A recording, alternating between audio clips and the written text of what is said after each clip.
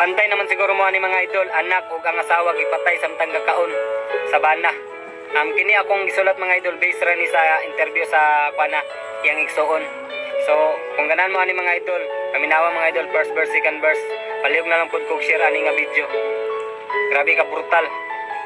Bisan pila ka tuig mapriso, di na kabayran, di na mabalik ang tanan.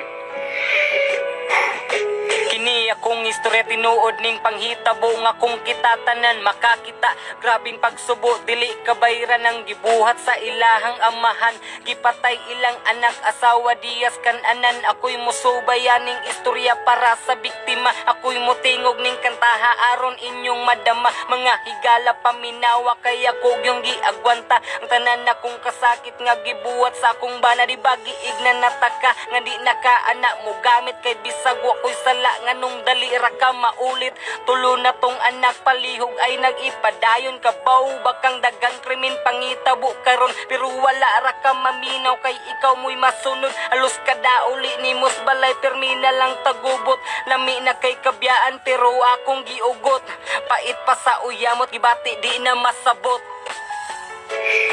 Sabi paminawan yung second verse mga idol. Way puangon nga amahan, tuig king anak.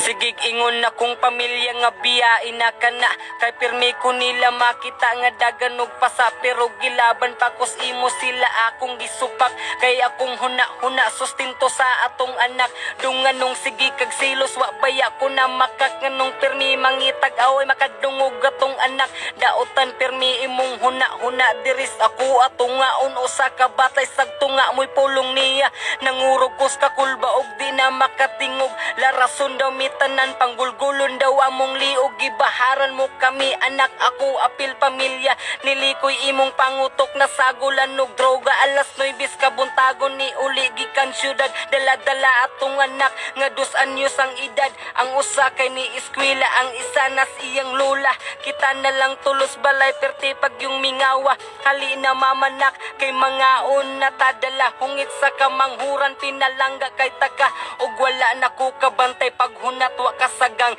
gipatay samtang gakaon nga way ka alam-alam.